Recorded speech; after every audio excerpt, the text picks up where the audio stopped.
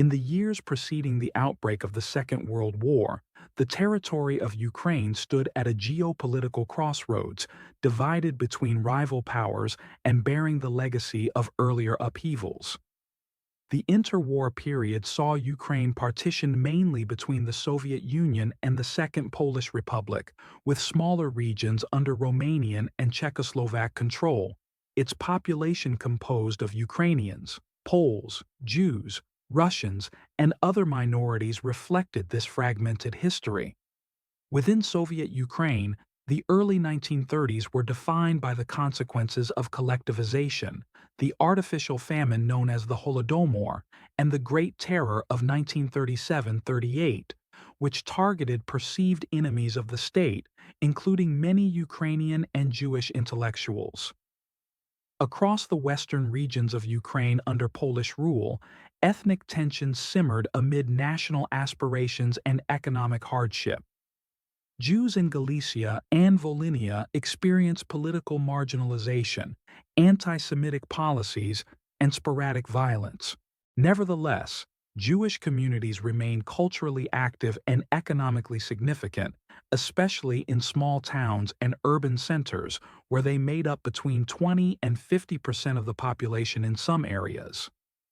By 1939, Ukraine was home to one of the largest Jewish populations in Europe, estimated at over 2.7 million, with major communities in Kyiv, Lviv, Odessa, Kharkiv, and hundreds of smaller towns known as shtetls.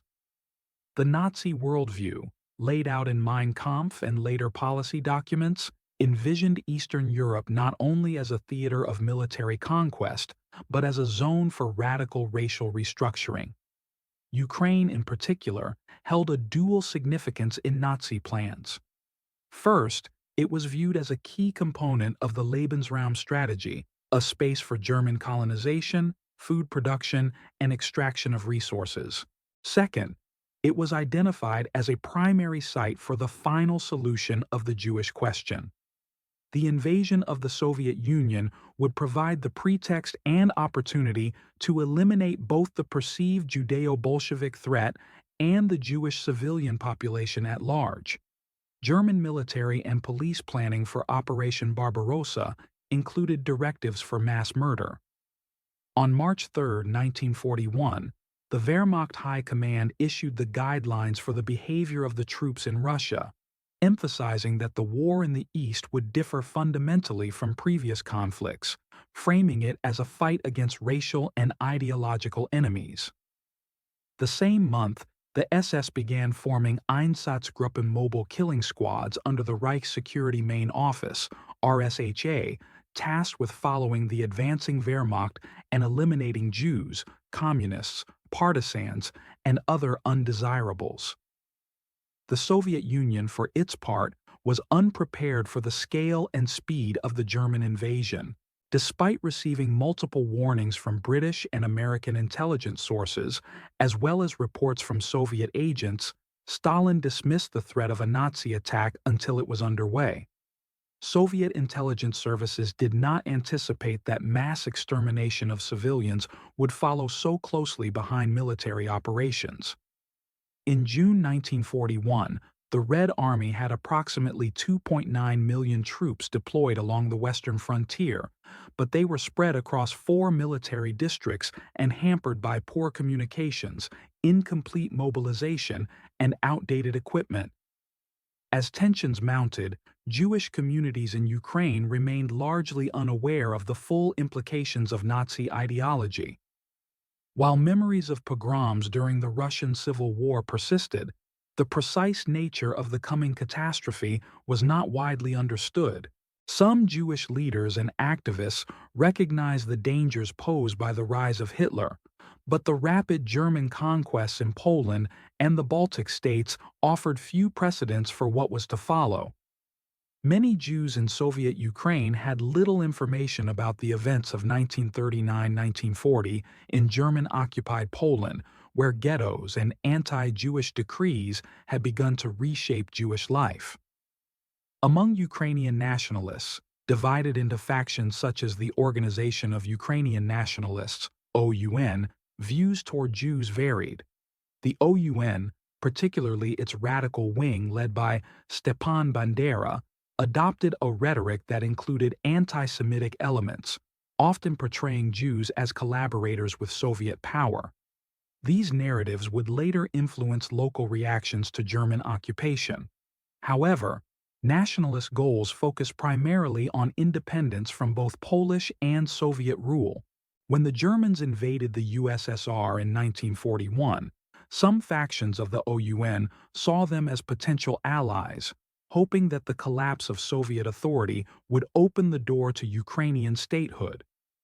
The preconditions for the Holocaust in Ukraine were thus shaped by a combination of Nazi ideological planning, Soviet administrative disorganization, deep-rooted ethnic tensions, and the specific demographics of Ukrainian territory. The rural-urban divide, the concentration of Jewish populations in towns and cities, and the presence of recent political refugees from Western Poland added complexity to the local dynamics. In many cases, long-established Jewish communities had coexisted for centuries with their non-Jewish neighbors. But the impending invasion, accompanied by systematic policies of extermination and enabled by the chaos of total war, would destroy these relationships and erase entire populations from the map. As Operation Barbarossa approached, the stage was set not only for the largest military conflict in history, but also for the rapid implementation of genocide on a vast scale. The Holocaust in Ukraine would unfold not primarily in gas chambers, but in fields, forests, ravines, and pits.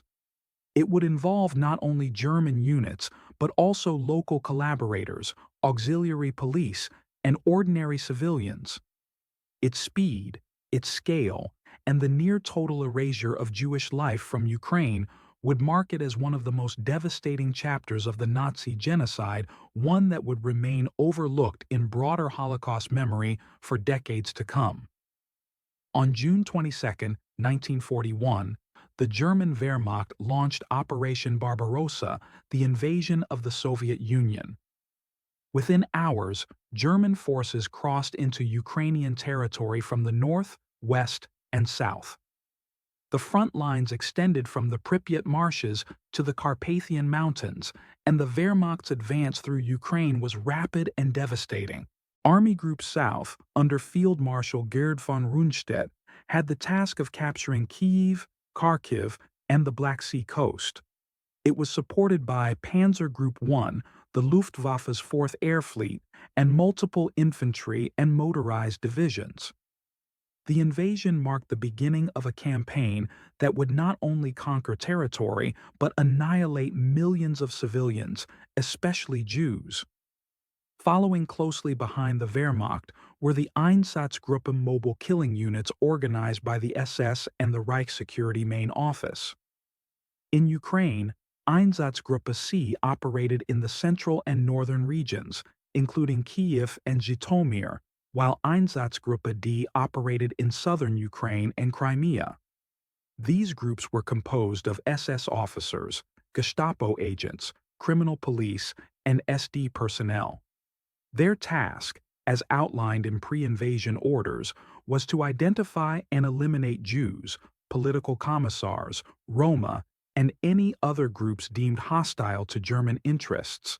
Between June and December 1941, these units, working with support from Wehrmacht security divisions and local auxiliaries, carried out some of the most extensive mass shootings of the early Holocaust. As German forces occupied Ukrainian towns and cities, they implemented measures to isolate and identify Jewish populations. In many areas, Jews were forced to wear armbands or badges, register with occupation authorities, and report for labor. Property was confiscated, synagogues were desecrated or destroyed, and religious leaders were often among the first arrested or executed. In the early weeks of occupation, Jewish men were typically targeted first, accused of being saboteurs, communists, or partisans. Executions occurred in marketplaces, forests, and open fields, often with the local population forced to observe. The first large-scale massacres took place in western Ukraine, particularly in Lviv, then Lwów, which was captured by German forces on June 30, 1941. The city had previously been under Soviet control since 1939. In the chaotic days following the German entry, a pogrom erupted, encouraged by German propaganda and abetted by members of the Organization of Ukrainian Nationalists. Between June 30th and July 3rd, thousands of Jews were rounded up, beaten, and killed in the streets, courtyards, and prisons. Einsatzgruppe C entered the city shortly thereafter and initiated systematic killings. In just a few weeks, over 6,000 Jews were murdered in Lviv. Similar patterns unfolded in other cities, Ternopil, Rivne, Zhytomyr, and Kamyanets-Podilsky. In many cases, German authorities encouraged or permitted local auxiliaries and civilian mobs to carry out pogroms before formal extermination began.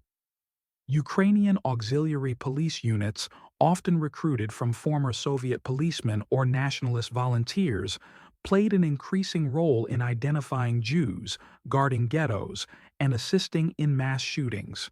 Their involvement, while directed by German officers, was essential to the pace and scope of the killing operations.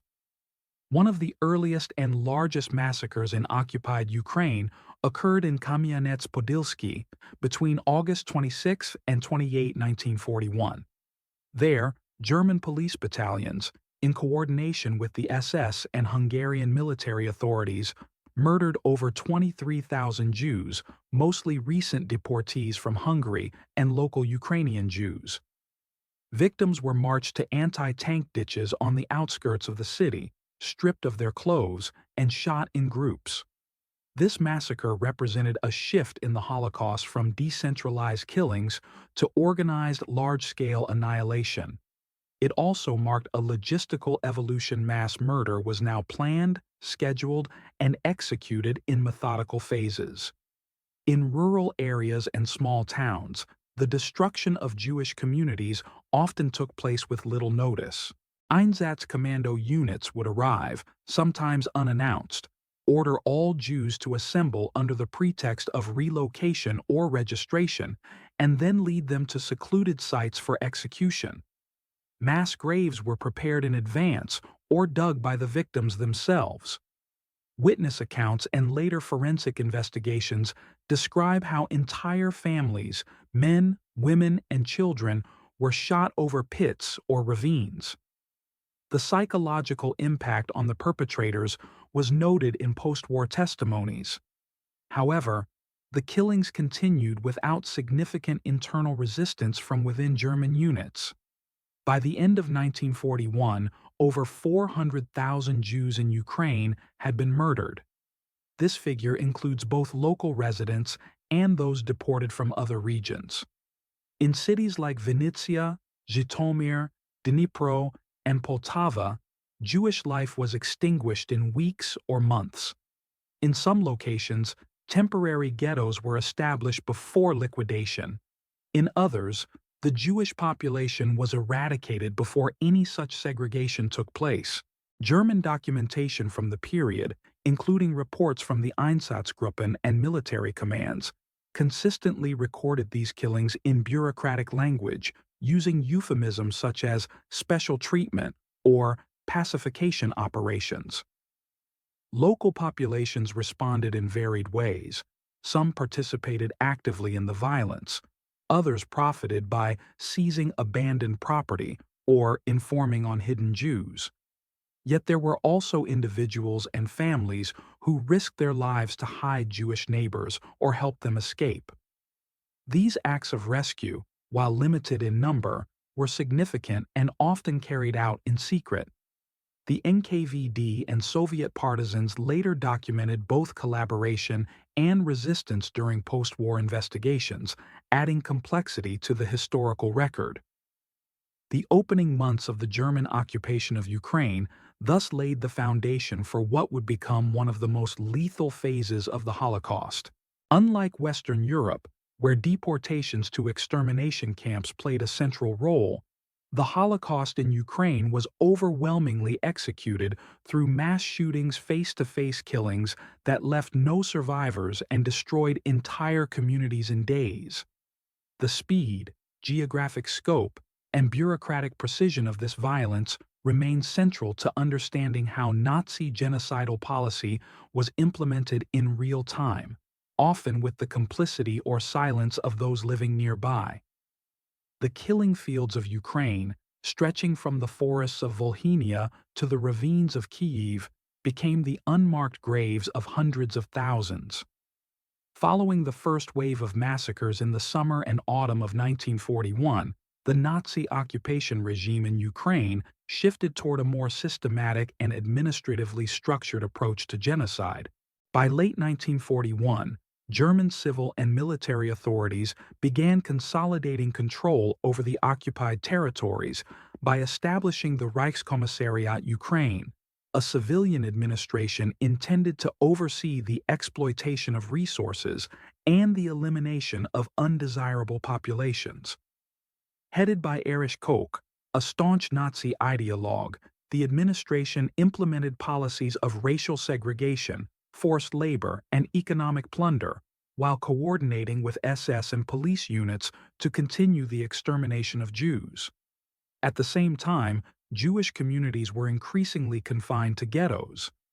Though the ghettoization process in Ukraine was not as extensive or long-lasting as in occupied Poland, several large ghettos were established, including in Lviv, Rivne, Lutsk, and Zhytomyr. These ghettos were intended as temporary holding zones prior to mass shootings or deportations to killing sites. Living conditions were catastrophic. Food was scarce, medical care non-existent, and disease spread rapidly. In many towns, the entire Jewish population was forced into cramped quarters with no access to income or relief. German authorities relied on local Ukrainian police units to patrol ghetto perimeters and enforce curfews. One of the most notorious massacres during this period occurred in Kyiv, at Babyn Yar, a ravine located on the outskirts of the city.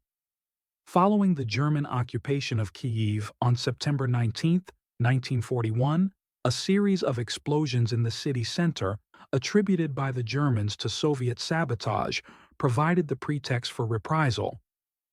On September 28, the city's Jews were ordered to report the next day to a designated location, ostensibly for resettlement. Flyers posted throughout the city instructed all Jews to bring valuables, documents, and warm clothing. Over 2 days, September 29 and 30, more than 33,000 Jews, men, women, and children were marched to the edge of the ravine, forced to undress, and shot in groups by Einsatzgruppe C, Waffen-SS units, and members of the Ordnungspolizei. The victims were killed with automatic rifles and fell into the ravine in layers. Babyn Yar became the largest single massacre of Jews in the Soviet Union during the Holocaust. Further killings at the site continued over the following months, including Roma, psychiatric patients, prisoners of war, and political dissidents. In total, more than 100,000 people are believed to have been executed at Babyn Yar between 1941 and 1943. While Babyn Yar remains the most documented atrocity, similar massacres occurred across Ukraine. In Zhytomyr, 10,000 Jews were killed in the summer of 1941. In Berdichev, home to a large pre-war Jewish population, over 20,000 were murdered by the end of that year. In Vinnytsia, a series of mass shootings claimed the lives of more than 28,000 Jews. A single photo of the massacre in Vinnytsia, showing a man kneeling before a firing squad amid corpses, became one of the most iconic images of the Holocaust in the East. Massacres were carried out with increasing logistical precision. Shooting sites were often selected for ease of access and concealment ravines, quarries, or forests. Victims were typically marched from ghettos or collection points under armed guard, then executed in assembly line fashion. Local populations were often forced to observe or assist in various ways, such as digging graves, removing bodies, or looting clothing and belongings. German units kept detailed records of these killings, including daily and cumulative body counts. Reports from the Einsatzgruppen, known as the Ereignismeldungen, were sent to Berlin and circulated among senior Nazi leadership. The scale of these operations required support beyond the Einsatzgruppen. Reserve police battalions, Wehrmacht security divisions, and Ukrainian auxiliaries played key roles. The Schutzmannschaften, or auxiliary police units composed of local recruits, were integral to the functioning of the genocide. Numbering in the tens of thousands, these units participated directly in roundups, guard duty, and executions. Their involvement was not incidental but central to the German strategy of manpower economy, outsourcing the labor of genocide to willing collaborators while maintaining control over command and planning. The psychological toll of the killings was noted in post-war testimonies and memoirs.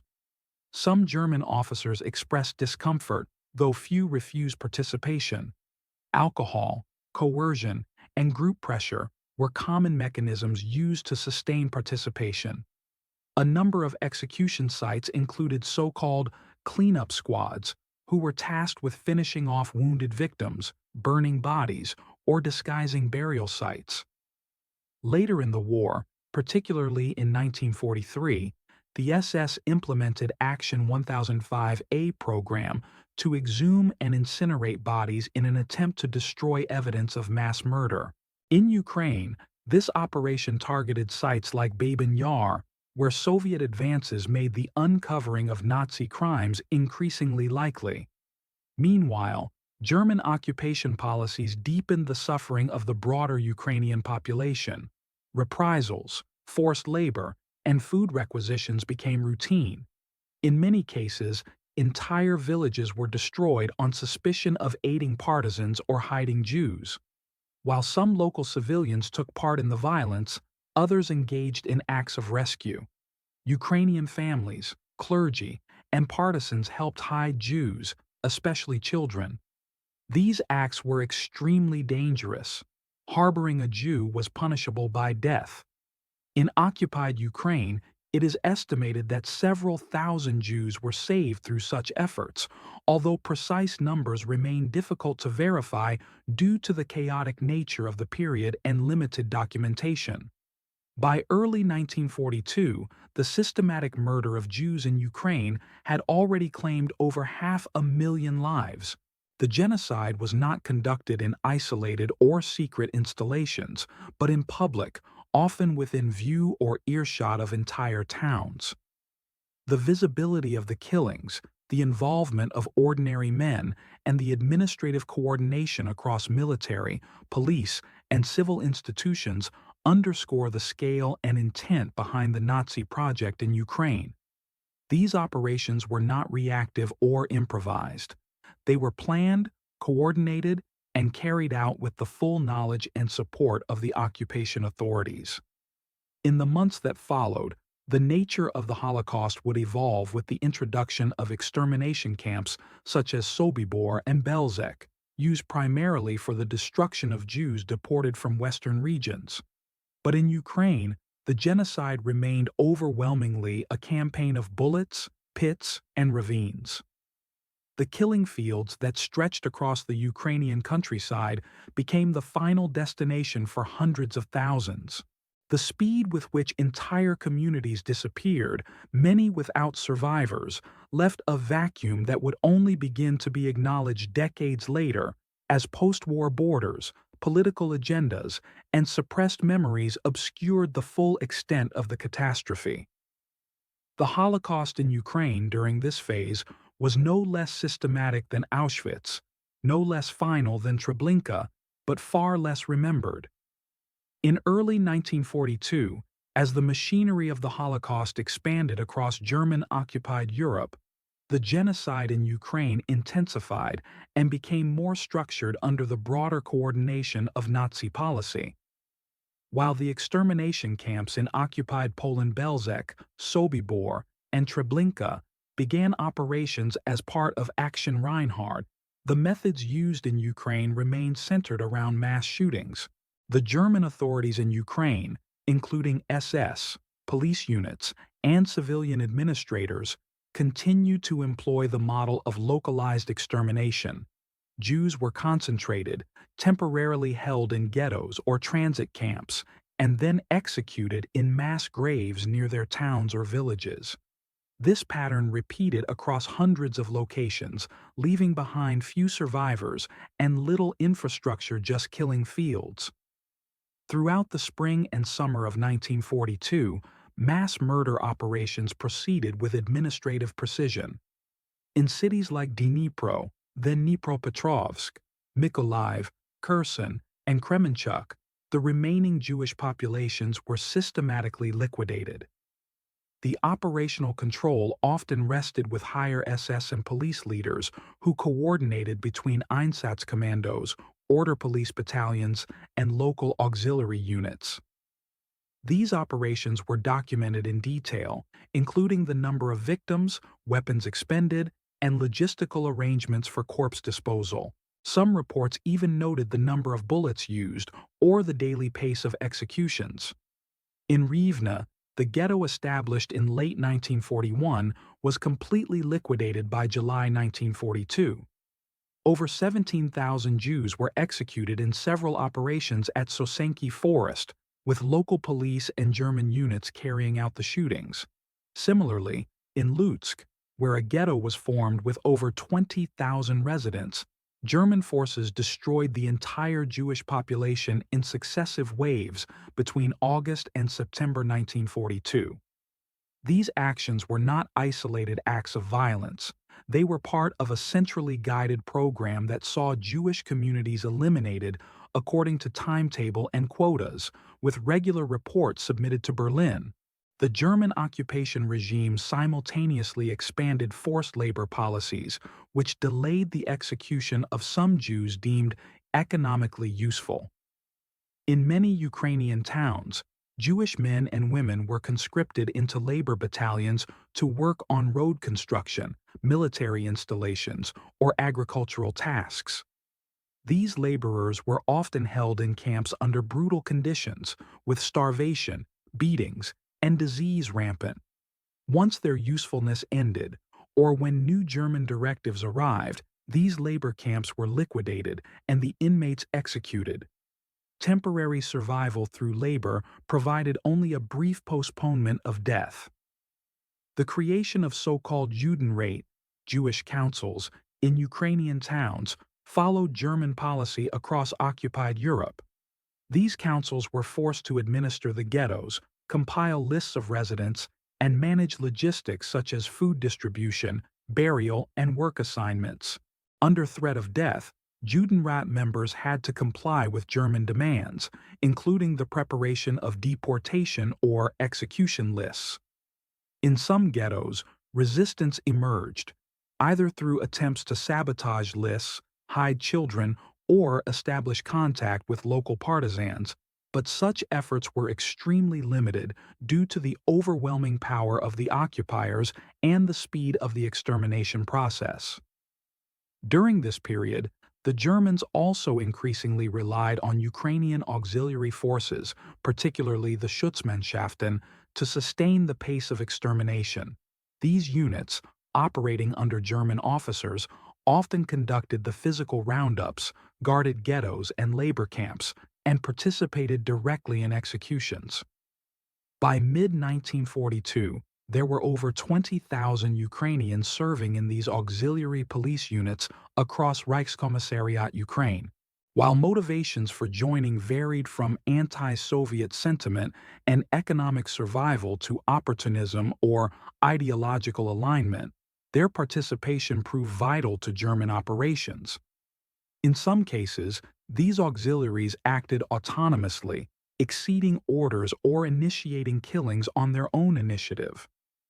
In eastern Ukraine, where front lines shifted due to military operations, extermination campaigns often accompanied military offensives or retreats. In Kharkiv, the second largest city in Soviet Ukraine, German troops took control in late 1941. A ghetto was established, and executions began soon after. By early 1942, over 15,000 Jews had been killed. Some were shot at the Drobitsky Yar ravine on the city's outskirts, a site that mirrored Babin Yar in its use as a killing ground. Mass killings in Kharkiv continued until the city changed hands again in 1943. Similar actions occurred in Sloviansk, Kramatorsk, and other towns in the Donbass. One of the defining features of the Holocaust in Ukraine was the almost complete absence of deportations to camps further west. Unlike in Hungary, France, or the Netherlands, where Jews were transported by train to Auschwitz or other extermination centers, in Ukraine, the final solution occurred locally. Victims were murdered near their homes, often by people they knew. This geographic proximity shaped both the implementation of the genocide and its legacy. It allowed for immediate liquidation without the infrastructure needed for mass deportation, and reduced the logistical burden on German forces, who did not need to coordinate long-range transport. Despite the scale of the killings, instances of organized resistance by Jews remained rare during this stage. The speed and lethality of the German campaign left little time for escape or coordination. However, a few groups began forming in remote areas, particularly in forests and swamps where terrain allowed for concealment. In western Ukraine, near the border with Belarus, early Jewish partisan units began emerging, often composed of survivors of ghetto liquidations or escapees from labor camps. These groups conducted sabotage, gathered intelligence, and attempted to protect fleeing civilians, though they lacked weapons, training, and often support from other resistance forces. The broader Ukrainian resistance movement, including Soviet partisans and some nationalist formations, occasionally offered assistance to Jews, but more frequently operated independently or with suspicion. In many cases, partisans were under strict orders from Moscow to prioritize military targets over humanitarian actions. Relations between Jewish fugitives and local resistance groups were highly variable, ranging from cooperation to hostility. Documentation from the Soviet archives reveals both cases of rescue and instances where partisans turned Jews over to the Germans or refused them entry into partisan units. By the autumn of 1942, the demographic transformation of Ukraine was nearly complete in Nazi terms. In the regions under German control, more than 70% of the pre-war Jewish population had been killed. Entire communities that had existed for centuries, cultural, religious, linguistic microcosms, were erased.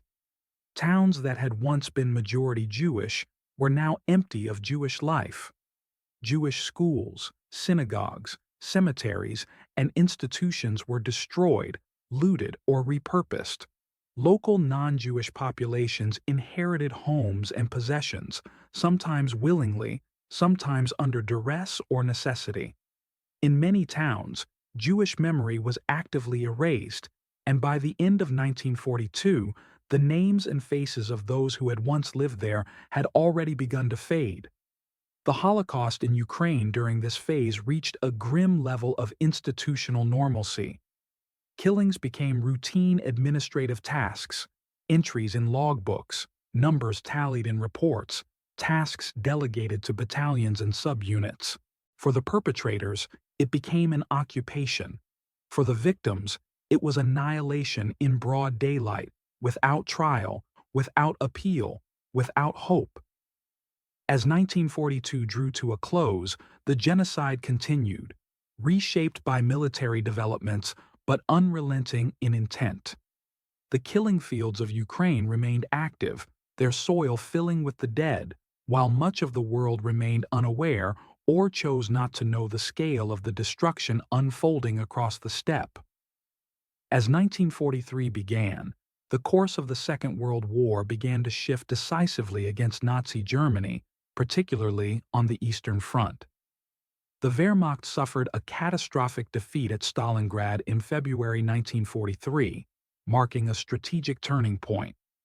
In Ukraine, the German military presence became increasingly precarious. The Red Army began a series of counteroffensives, gradually regaining territory lost during the initial stages of Operation Barbarossa. However, the ongoing military crisis did not diminish the intensity or scope of the Holocaust in Ukraine. On the contrary, it prompted a new phase of extermination that focused on eliminating remaining ghettos, destroying evidence, and erasing traces of the genocide. In the first half of 1943, Nazi authorities intensified the liquidation of surviving Jewish populations. Ghettos and labor camps that had existed in cities like Lviv, Ternopil, and Ivano-Frankivsk, formerly Stanisławów, were methodically dismantled. The German strategy during this phase emphasized speed and finality. Jews deemed physically able were still temporarily spared for forced labor, but these reprieves were increasingly brief. The economic exploitation of Jewish labor had become less valuable than the perceived security benefit of complete extermination, particularly as German forces retreated and feared rear-area resistance. In Lviv, where the ghetto population had already been drastically reduced by earlier deportations and shootings, the final liquidation occurred between June and November 1943. The remaining Jews were either shot at execution sites, such as Janowska concentration camp, or deported to Bełżec in occupied Poland before the camp was dismantled. Janowska itself functioned as a hybrid facility serving as a labor camp, transit camp, and execution site. Tens of thousands were killed there, often within earshot of the city's civilian population. Mass graves were dug in the surrounding woods, later becoming the focus of Nazi efforts to destroy physical evidence of mass murder. A defining feature of 1943 was the implementation of Action 1005, the Nazi campaign to conceal the crimes of the Holocaust by exhuming and incinerating the bodies of victims buried in mass graves. The operation was led by SS Standartenführer Paul Blobel, who had previously commanded Einsatzgruppe C, special units composed of Jewish prisoners, known as Sonderkommandos, were forced to reopen pits, extract decomposing corpses, and burn them on pyres made of railway tracks and logs. These operations took place at sites like Babin Yar, Drobitsky Yar near Kharkiv, and Sosenki Forest near Rivne. After completing the grisly task, the prisoners were typically executed to eliminate witnesses. Despite these efforts to erase the evidence, the scale of the killing had already left permanent marks. The topography of Ukraine was transformed by thousands of unmarked mass graves, rural execution sites, where local residents remembered what had happened, even if it remained unspoken. In many villages, killing fields remained unacknowledged for decades as post-war Soviet authorities suppressed public discussion of the specifically Jewish dimensions of the genocide. The Soviet narrative emphasized the suffering of all Soviet citizens under Nazi occupation, often omitting the targeted extermination of Jews from official histories and memorials. While extermination operations continued, some Jewish resistance became more organized.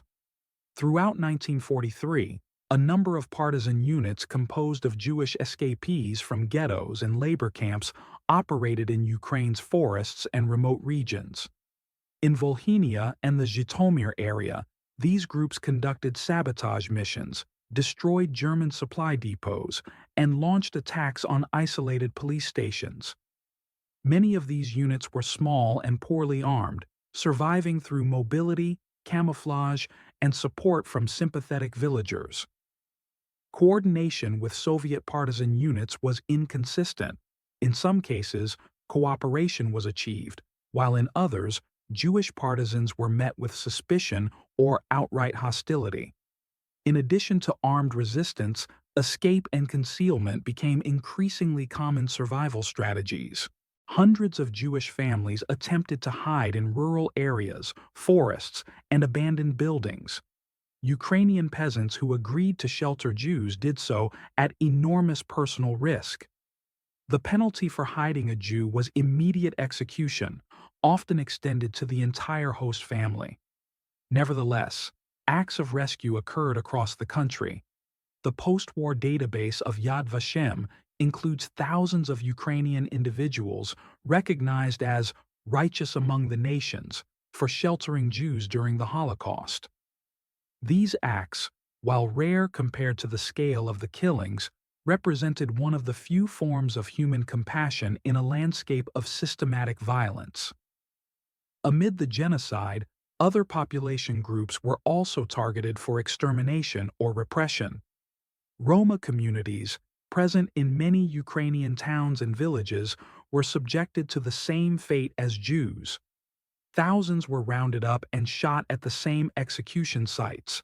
Soviet prisoners of war, particularly those identified as political officers or Jews, were starved, executed, or subjected to inhumane conditions in camps like Starobilsk and Slavuta.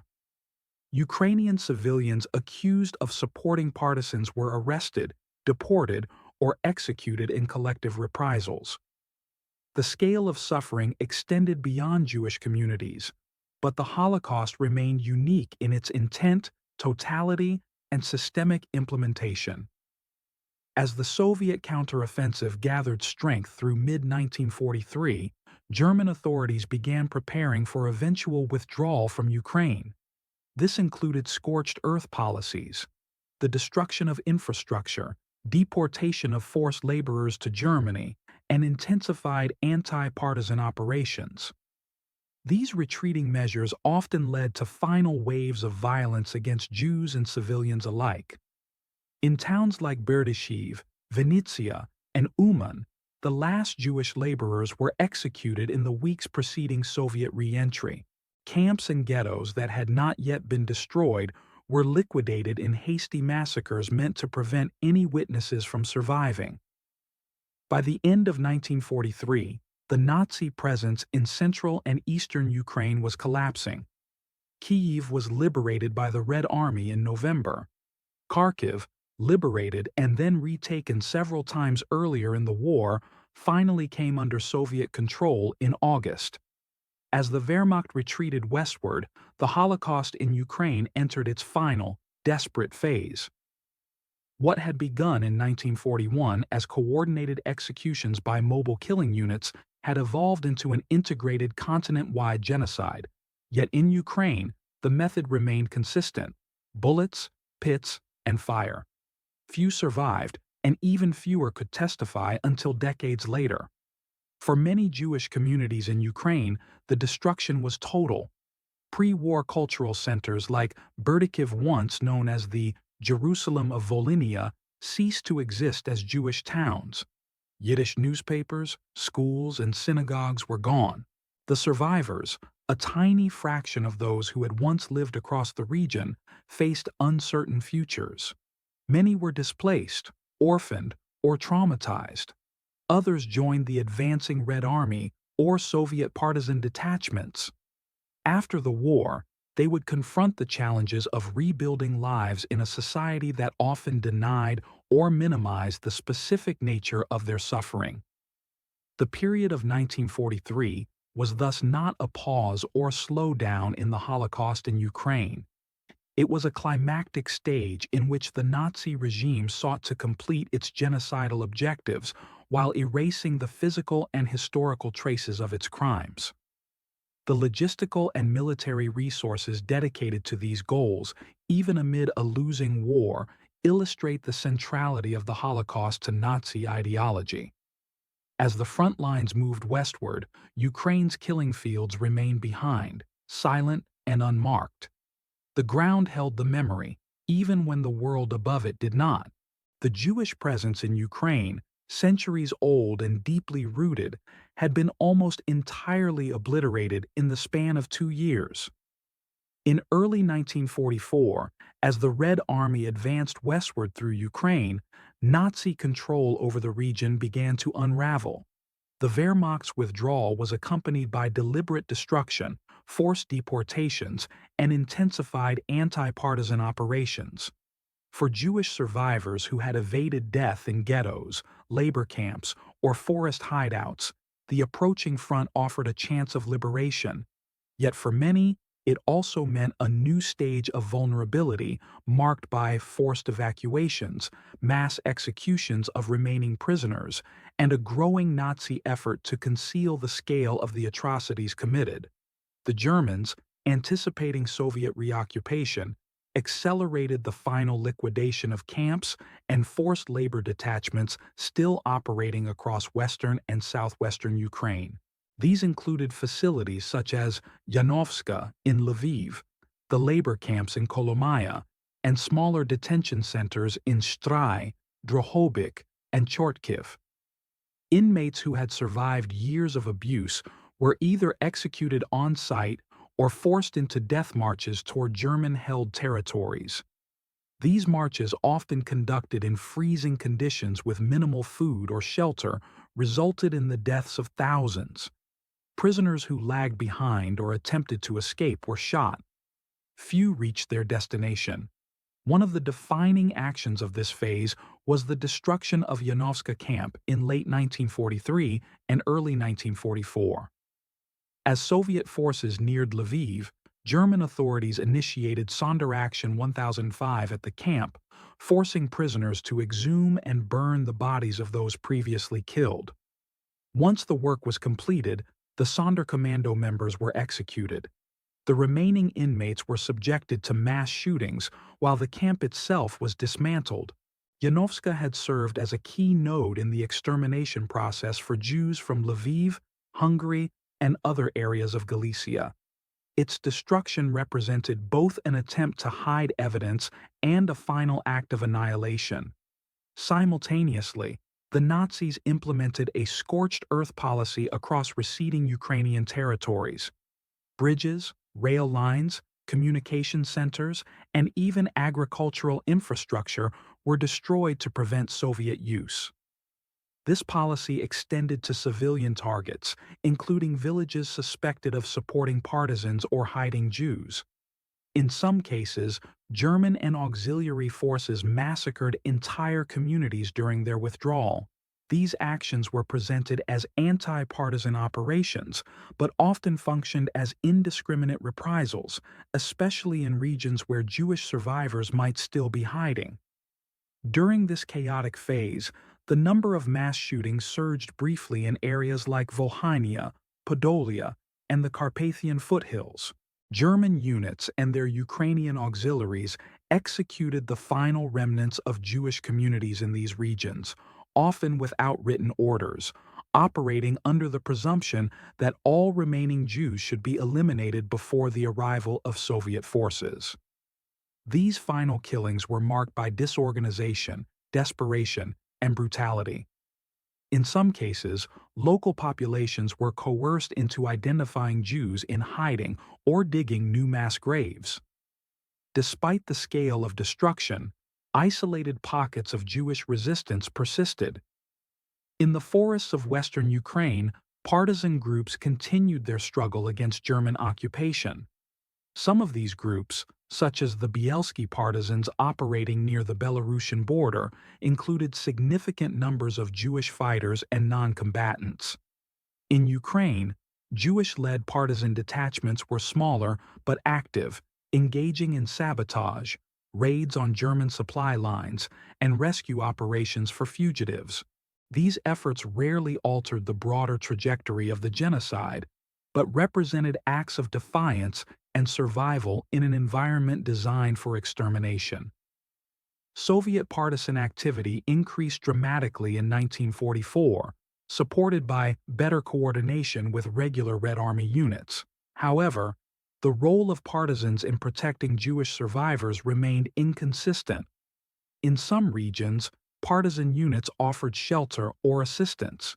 In others, they rejected or even executed Jews, influenced by lingering anti-Semitic prejudices or suspicion of outsiders. Soviet partisans, officially under the command of the NKVD or Red Army, operated with autonomy in many regions, and local dynamics heavily shaped their actions. The Red Army's re-entry into Ukraine brought partial liberation but not immediate safety. In many liberated areas, Soviet authorities focused primarily on restoring control, re-establishing state institutions, and identifying collaborators.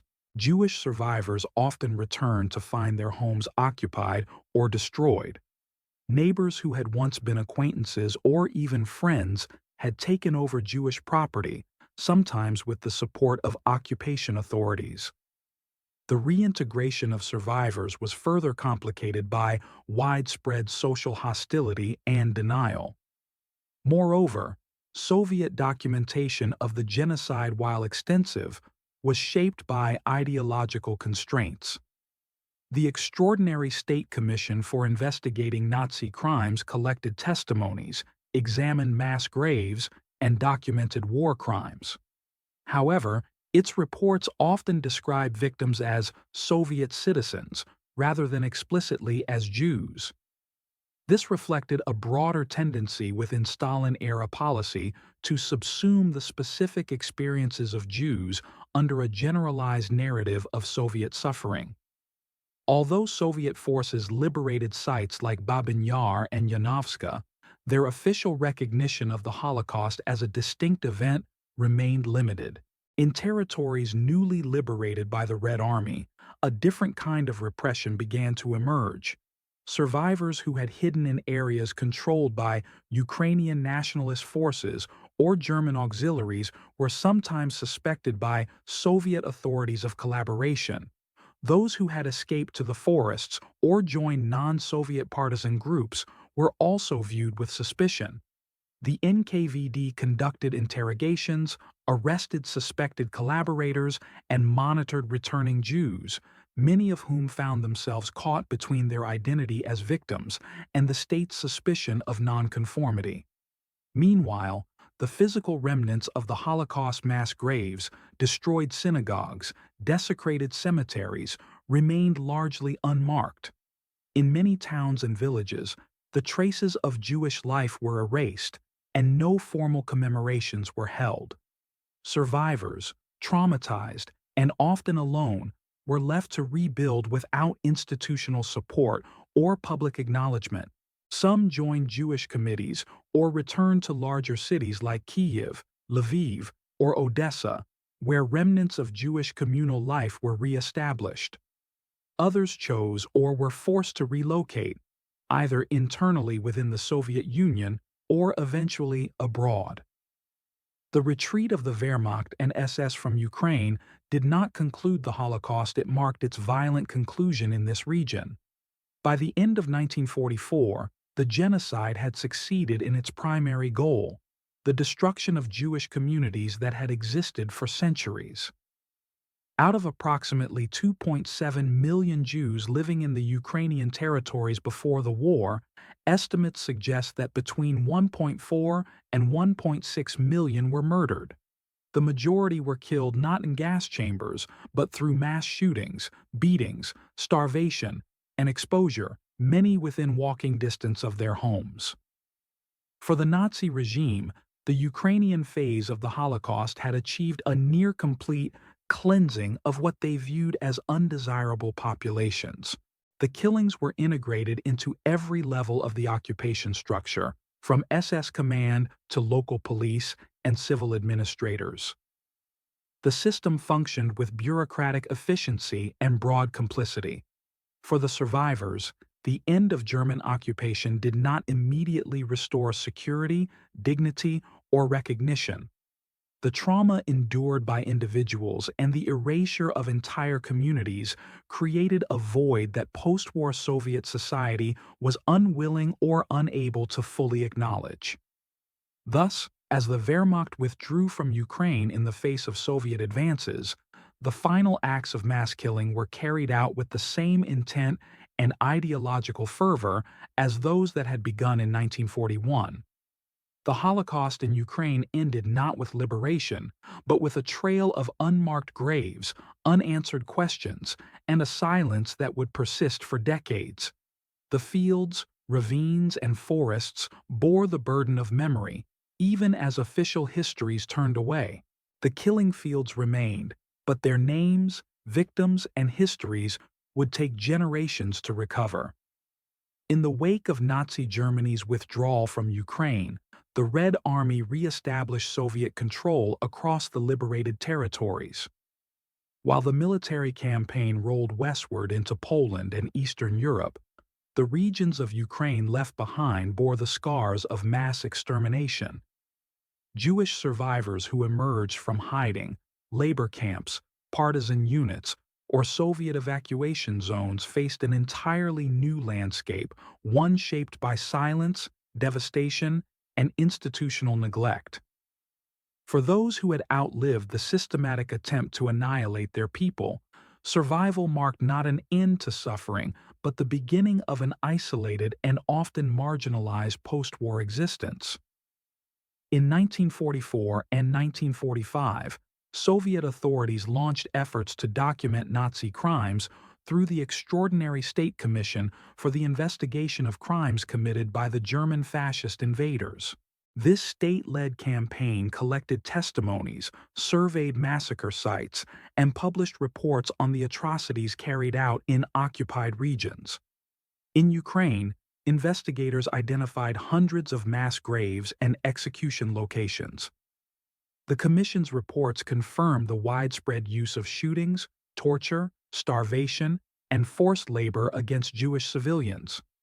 However, these accounts were shaped by official policy. Victims were often described as peaceful Soviet citizens, with only occasional references to their Jewish identity. The word Jew appeared infrequently, and even when Jewish witnesses testified, their narratives were edited to align with the Soviet emphasis on collective, not ethnic, suffering. This policy reflected a broader political context. Stalin's post-war regime discouraged the acknowledgement of Jewish specificity in the context of Nazi crimes. The term Holocaust was not used in official discourse. Commemoration, when permitted, occurred under general categories of wartime heroism or fascist aggression. Babyn Yar, one of the most infamous killing sites in Ukraine, remained unmarked by any monument until decades later. In Kyiv, attempts by Jewish survivors and community leaders to erect a memorial met with bureaucratic obstruction. Public remembrance was regulated and mourning was nationalized. Even as the full scale of the killings became known, the narrative was repurposed to fit within the Soviet state's version of patriotic martyrdom. Despite official ambivalence, the Jewish survivors themselves attempted to rebuild their lives. Some returned to their hometowns, only to find their homes looted or occupied by others. In many cases, survivors were met with indifference or even hostility by neighbors. Resentment festered over accusations of Jewish collaboration with Soviet authorities during the pre-war and early occupation period, a narrative often fueled by nationalist or anti-Semitic sentiment. In rural areas, rumors of hidden wealth or vengeance contributed to social tension. In several towns, pogrom-like attacks occurred even after the Germans had left. The trauma of the Holocaust was compounded by a sense of alienation in the very places survivors had once called home. Jewish communities began to reconstitute themselves, especially in urban centers such as Kyiv, Odessa, Lviv, and Dnipro.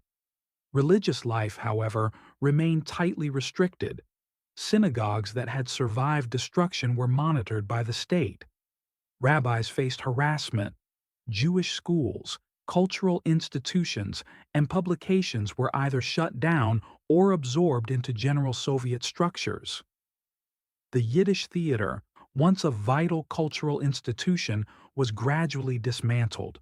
Jewish intellectuals who spoke out or sought to preserve memory independently risked being labeled as nationalists or cosmopolitans, a euphemism increasingly used in official campaigns against Jewish influence.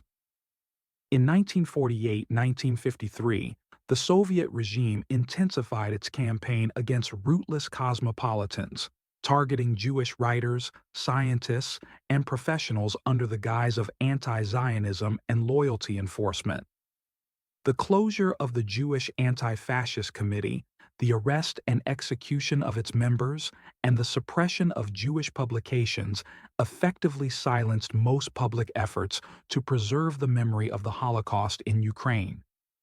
The state's suspicion of Jewish political identity, especially after the creation of Israel in 1948, further restricted the ability of survivors to organize, commemorate, or even speak openly about their experiences. While the Soviet Union condemned Nazism and held war crimes trials against German and collaborator defendants, these proceedings rarely focused on the extermination of Jews as a distinct crime. In Ukraine, several trials were held against former Ukrainian auxiliary police members who had participated in roundups and executions. Yet these trials were often conducted in secret, and verdicts emphasized betrayal of the Soviet state rather than genocide. Many collaborators escaped prosecution altogether, either by retreating with the Germans, blending into post-war society, or being shielded by the ambiguity of wartime loyalties. At the international level, the role of Ukraine in the Holocaust remained largely peripheral in early post-war narratives. The focus of the Nuremberg trials and early Western scholarship centered on concentration camps in Poland, the actions of the SS leadership, and the administrative dimensions of the final solution. The killing fields of Ukraine Babyn Yar, Kamyanets-Podilsky, Drobytsky Yar, and hundreds more received far less attention. The fact that the majority of Ukrainian Jews had been murdered by gunfire rather than in gas chambers made their deaths less visible in Western memory, where Auschwitz and other camps came to symbolize the Holocaust. Throughout the 1950s and 1960s, Soviet war memorials were erected across Ukraine, often featuring heroic statues of soldiers or anonymous civilians. These sites commemorated the Great Patriotic War but did not acknowledge the Holocaust.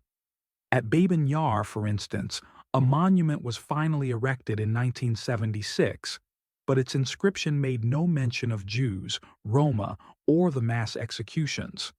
It was dedicated simply to the victims of fascism. Jewish activists who sought to hold unofficial commemorations at the site were harassed, arrested, or labeled as Zionist provocateurs. Even so, the memory of the Holocaust in Ukraine endured in private circles, family testimonies, and underground publications. Samizdat memoirs, oral histories, and clandestine commemorations preserved fragments of the truth.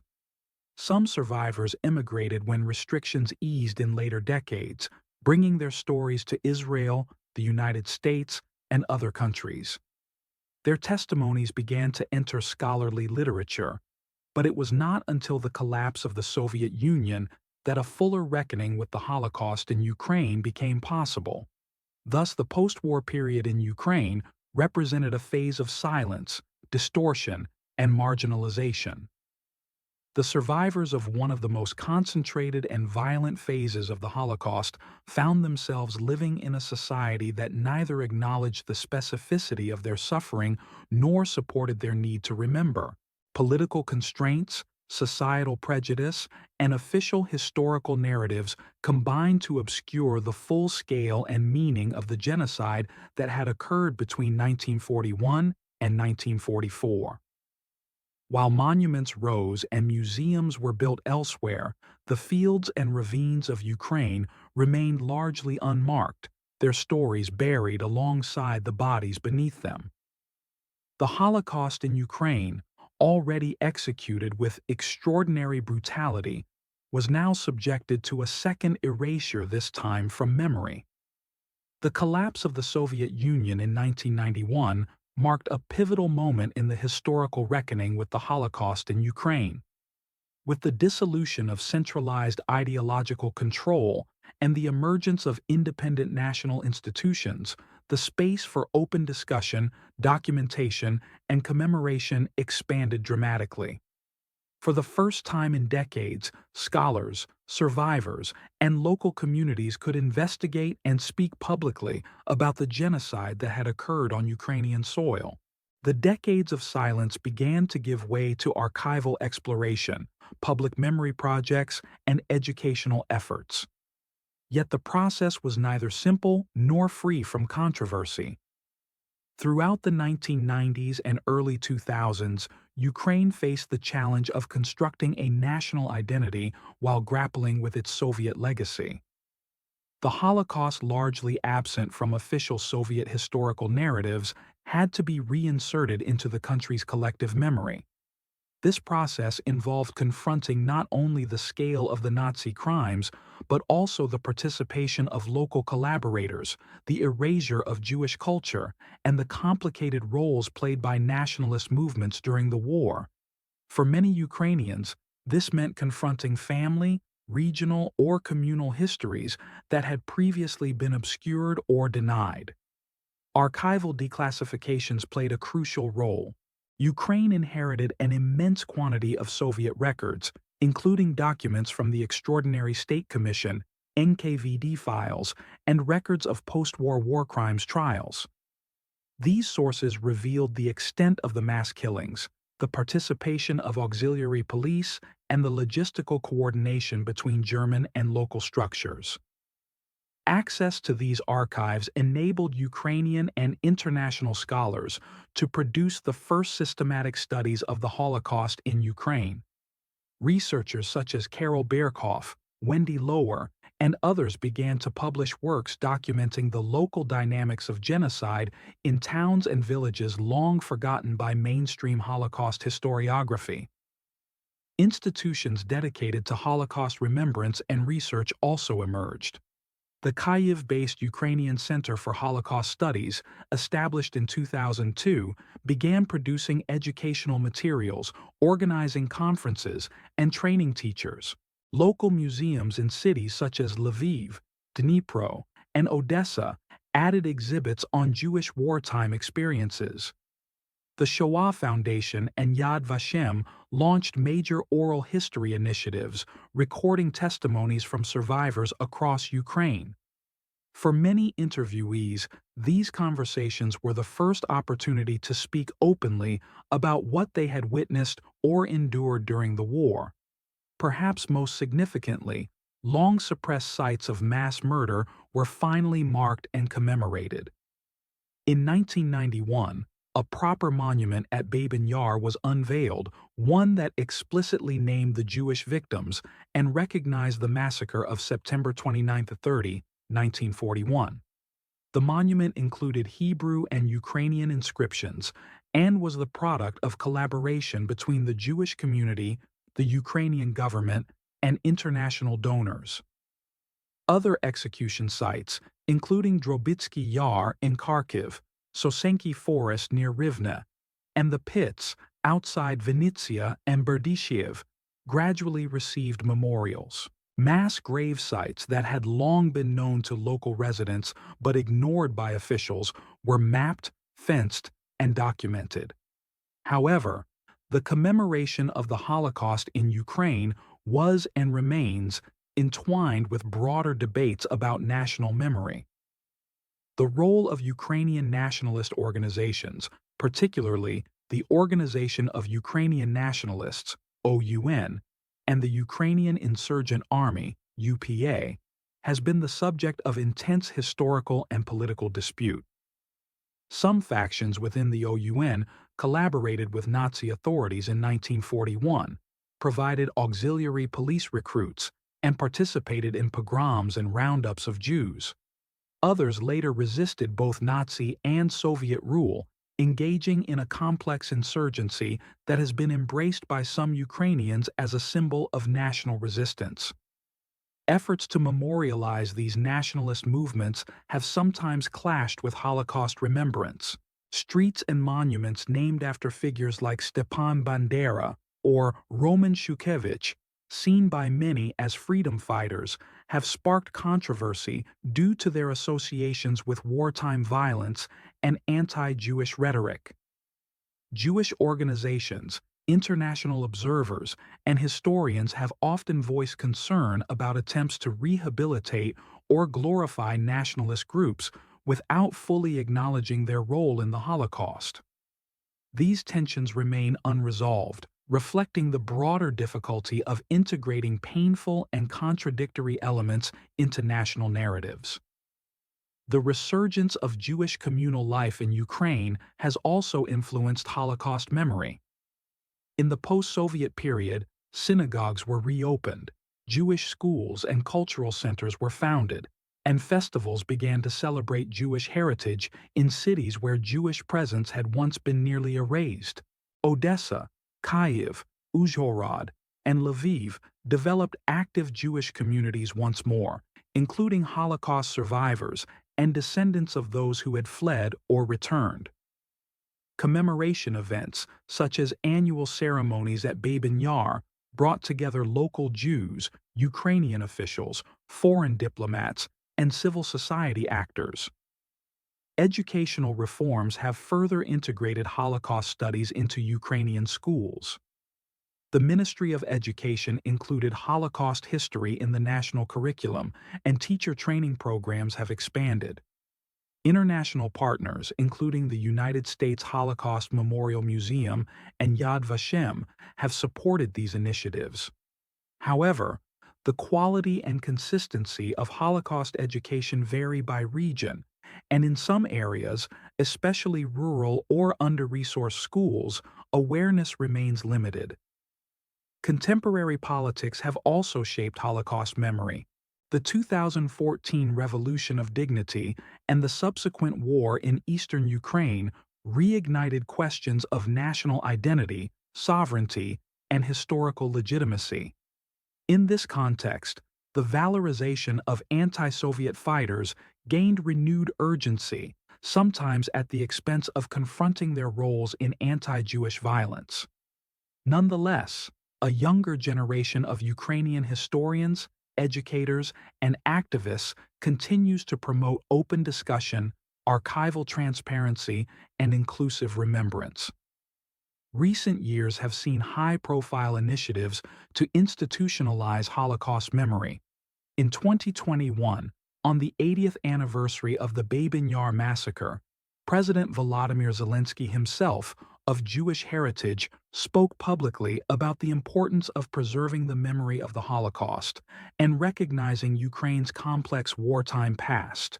The Babyn Yar Holocaust Memorial Center, a private-public initiative launched with international funding, aims to create a major research, documentation, and education complex at the site.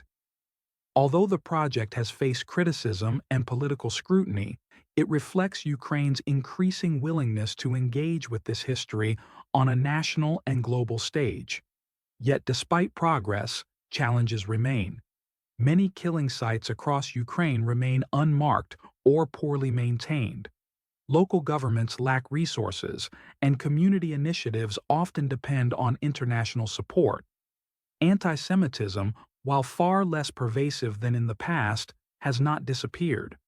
More importantly, the task of integrating the Holocaust into a broader, truthful account of Ukraine's history continues to encounter resistance, indifference, or competing narratives. Still, compared to the decades of imposed silence under Soviet rule, the post-1991 period has represented a significant shift. The Holocaust in Ukraine has emerged from obscurity into public awareness, though unevenly and sometimes contentiously. What was once forgotten or suppressed has begun to be recorded, acknowledged, and remembered. The killing fields, the ravines, and the pits are no longer mute. Their names are spoken, their victims commemorated, and their histories slowly, persistently reclaimed. The Holocaust in Ukraine is no longer only a story of annihilation. It is also a story of remembrance, accountability, and the difficult path toward historical justice.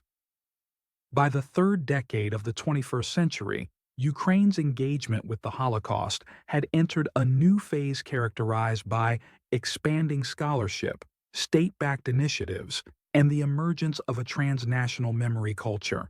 After decades of silence, suppression, and fragmentary recollection, the genocide that annihilated over 1 million Jews in Ukraine was now recognized not only within national discourse, but also as a critical element of broader European Holocaust remembrance. Yet, as this historical reckoning deepened, it remained entangled with unresolved tensions over identity, justice, and the legacy of violence embedded in Ukraine's contested wartime past. The post-Maidan era brought both new momentum and new complexities to Holocaust commemoration. Following the 2014 Revolution of Dignity and Ukraine's shift toward Euro-Atlantic integration, the state began to engage more actively in shaping a national historical narrative that could accommodate the Holocaust alongside other traumas, namely Soviet repression, the Holodomor, and the long struggle for independence. Official statements began to more clearly acknowledge the destruction of Jewish communities, and top-level political figures participated in commemorative events. International partners, including the EU, Israel, and Jewish diaspora organizations, encouraged these developments as part of Ukraine's democratic transformation. At the same time, the revival of nationalist symbolism, such as the honoring of controversial historical figures from the World War II period, continued to provoke debates over historical responsibility. Streets and monuments commemorating members of the Organization of Ukrainian Nationalists or the Ukrainian Insurgent Army were criticized by Jewish organizations and historians for overlooking or downplaying those groups' participation in the persecution of Jews. In response, some Ukrainian scholars and civic groups undertook independent research and local initiatives to confront these issues directly. Projects like the Ukrainian Jewish Encounter, Territory of Terror in Lviv, and the Babyn Yar Dialogue have sought to foster inclusive public history and multi-perspective education. Parallel to these debates, documentation of the Holocaust in Ukraine reached unprecedented levels of detail. The U.S.-based organization Yahad in Unum, led by Father Patrick Desbois, conducted thousands of interviews across Ukrainian villages to identify execution sites and collect witness testimony. Their work revealed hundreds of previously undocumented killing fields and emphasized the Holocaust by bullets, the localized, open-air shootings that define the genocide in Ukraine. The integration of these findings into mapping projects and digital databases has provided a new generation of scholars, educators, and activists with powerful tools for engaging the past. Holocaust education has also expanded through revised school curricula, teacher trainings, and public exhibitions. Ukraine's Ministry of Education has endorsed textbooks that now include detailed accounts of the genocide, not merely as an addendum to World War II, but as a central episode in the history of the 20th century.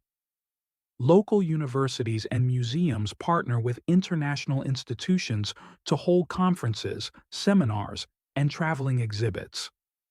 Institutions like the Ukrainian Center for Holocaust Studies and the Babyn Yar Holocaust Memorial Center have published research collections, developed multilingual educational materials, and trained teachers from across the country. Yet public awareness remains uneven. While large urban centers like Kyiv, Lviv, and Odessa host events and institutions devoted to Holocaust memory, many rural communities where killings often occurred have limited access to resources or expertise. In some villages, mass graves remain unmarked, and oral histories have faded with the passing of the last eyewitnesses. Grassroots efforts to identify and preserve these sites often rely on volunteers or international NGOs. In other cases, property development and infrastructure projects have threatened unprotected grave sites, leading to renewed calls for a national registry and preservation policy. Meanwhile, the war in eastern Ukraine and the 2022 full-scale Russian invasion have profoundly reshaped the landscape of Holocaust memory. The widespread destruction of infrastructure, displacement of millions, and politicization of historical narratives under wartime conditions have complicated both the preservation of historical sites and the conduct of research. Russian propaganda has frequently misused the Holocaust for political purposes, most notably by falsely accusing Ukraine of widespread Nazism. This instrumentalization of Holocaust memory, including distortion and disinformation, has been widely condemned by historians and Jewish organizations worldwide. In response, Ukraine has reaffirmed its commitment to Holocaust remembrance as part of its defense of democratic values. President Volodymyr Zelensky, whose own family suffered under the Nazi occupation, has publicly spoken about the importance of confronting both Soviet and Nazi crimes. In 2021, he led state ceremonies marking the 80th anniversary of the Babyn Yar massacre and supported the development of new memorial infrastructure. In his speeches, Zelensky has often framed Holocaust remembrance not only as an obligation to the past, but as a foundation for a pluralistic, tolerant Ukrainian future. During the 2022 invasion, the Babyn Yar site in Kyiv was damaged by a Russian missile strike targeting nearby television infrastructure. Though the memorial itself was not directly hit, the event caused global outrage and underscored the vulnerability of Holocaust memory in wartime. It also reinforced the symbolic power of Babyn Yar as a place where Ukraine's wartime tragedies, Jewish history, and modern sovereignty converge. Despite ongoing war, efforts to preserve archives, protect memorials, and continue educational programming have persisted, often with support from the Ukrainian diaspora and international partners. The experience of the Holocaust in Ukraine has also gained renewed attention in the global academic community. Recent studies have examined not only the mechanisms of mass murder, but also the long-term social impact on survivors, local populations, and regional identities. The destruction of Ukrainian Jewry is increasingly viewed not merely as a national tragedy, but as an integral component of the Holocaust as a European phenomenon. Ukrainian language memoirs, literature, and testimonies are being translated and incorporated into comparative Holocaust scholarship. Institutions like Yad Vashem, the United States Holocaust Memorial Museum, and European universities have deepened cooperation with Ukrainian partners. Simultaneously, descendants of Ukrainian Jews, many now living abroad, have re-established connections with ancestral towns, organized heritage tours, and contributed to memorial projects. Digital platforms enable the crowdsourcing of survivor data, photos, and grave locations. Online maps now mark thousands of mass shooting sites, many previously undocumented. Family histories, once lost to time or buried by silence, are being reconstructed, bridging generations and geographies. In the political sphere, Ukraine has joined international declarations on Holocaust remembrance, genocide prevention, and combating anti-Semitism. It participates in Holocaust education initiatives led by the International Holocaust Remembrance Alliance, IHRA, and commemorates International Holocaust Remembrance Day each year. These steps signal an institutional commitment to integrating Holocaust history into civic consciousness. Though challenges of implementation, especially during wartime, remain significant, ultimately, the evolving legacy of the Holocaust in Ukraine reveals both continuity and change. The killing fields that once symbolized obliteration have over time become sites of knowledge, mourning, and resistance to forgetting. The process has been gradual, uneven, and at times fraught, but it has moved decisively from silence to speech, from erasure to engagement. The memory of the Holocaust in Ukraine today stands not only as a historical record of atrocity, but as a measure of a society's reckoning with its past and its aspirations for justice, pluralism, and truth. In the face of ongoing conflict and geopolitical uncertainty, the work of memory endures, carried by scholars, teachers, survivors, families, and communities across Ukraine and the world. Their efforts ensure that the victims of the Holocaust are not merely names etched into stone or lists in a ledger, but remembered as members of a vibrant culture extinguished in war, and as symbols of the human cost of hatred and indifference. The Ukrainian chapter of the Holocaust, once neglected and fragmented, has re-entered the historical record with growing clarity, urgency, and dignity. The Holocaust in Ukraine left a demographic and cultural void whose scale is difficult to quantify. By the end of the Nazi occupation in 1944, it is estimated that between 1.2 and 1.6 million Jews had been murdered across Ukrainian territory. These figures include both long-settled Jewish communities and deportees from other regions of Eastern Europe. The mass killings took place in over 2,000 documented locations: forests, ravines, quarries, fields, and town outskirts, often with little to no physical infrastructure left behind.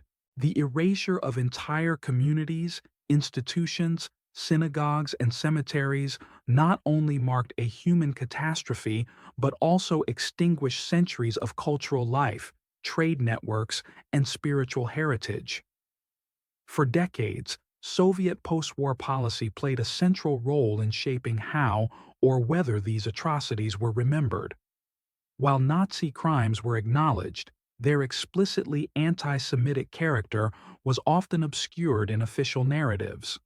The term peaceful Soviet citizens became the standard euphemism in Soviet war memorials, reports, and education. Specific reference to the Jewish identity of victims was discouraged or erased entirely, especially during Stalin's post-war anti-Semitic campaigns. Commemorative sites like Babin Yar remained undeveloped or were repurposed for unrelated monuments, reflecting broader Soviet reluctance to acknowledge the distinct suffering of Jews during the war. This erasure extended into historiography and public knowledge. Until the late 1980s, Soviet academic publications on the Holocaust were either non-existent or heavily censored. Survivors often remained silent out of fear, trauma, or the impossibility of public acknowledgement. Many mass graves remained unmarked, their locations known only to a dwindling number of aging witnesses. The educational system offered little instruction on the Holocaust, and public discourse largely focused on the broader wartime suffering of the Soviet people, blurring ethnic and historical specificity. In contrast, the Jewish diaspora and international scholars outside the Iron Curtain began documenting the Holocaust in Ukraine from the 1950s onward. Efforts by researchers such as Raoul Hilberg and Alexander Donat collected testimonies from Ukrainian Jewish refugees and survivors, piecing together the scope of mass shootings long before the archives opened. In Israel, the United States, Canada, and Western Europe, memoirs and oral histories preserved personal experiences from places like Zhytomyr, Vinnytsia, and Kharkiv. Yet the broader historical narrative remained fractured, due in part to the inaccessibility of Soviet records and the absence of formal recognition. The collapse of the Soviet Union in 1991 marked a critical turning point. For the first time, independent Ukraine had the opportunity to explore, document, and commemorate its Jewish history and Holocaust legacy without censorship. This process, however, faced formidable challenges: lack of funding, weak institutional capacity, political instability, and in some cases, reluctance to confront uncomfortable aspects of national history. Still, a new generation of Ukrainian scholars, journalists, and civic activists emerged, often collaborating with international partners to open archives, map killing sites, and publish previously suppressed material. This momentum culminated in the gradual transformation of Ukraine's memorial landscape. Sites of mass execution that had remained anonymous for decades were finally marked with plaques, monuments, or museum infrastructure. Commemorative practices diversified from formal state ceremonies to local student-led projects and digital memorials. In cities like Rivne, Berdyshev, and Uman, initiatives were launched to restore synagogues, rebuild cemeteries, and recover community histories through archival research and personal testimonies. Cultural festivals, academic conferences, and translation projects further connected Jewish heritage to Ukraine's broader national narrative. Yet memory remains contested terrain. The integration of the Holocaust into Ukrainian public history continues to raise sensitive questions about the role of collaborators, the moral responsibilities of bystanders, the limits of historical rehabilitation, and the risks of politicization. Some debates have centered on the glorification of certain nationalist figures whose wartime actions included complicity in pogroms or participation in auxiliary police units. Others have focused on how to balance the recognition of multiple genocides, Holocaust, Holodomor, Stalinist repressions, without diminishing the uniqueness of each. In educational settings, the inclusion of Holocaust history has gained official support, but gaps in teacher training, curricular resources, and institutional coordination remain. Some schools still rely on outdated materials or provide minimal instruction. NGOs and academic centers have stepped in to provide supplemental training and lesson plans, but rural areas are often underserved. For many Ukrainian students, especially those with no direct family link to Jewish heritage, the Holocaust can seem distant or abstract unless grounded in local geography and stories. Despite these obstacles, Holocaust remembrance in Ukraine has made considerable strides in recent decades.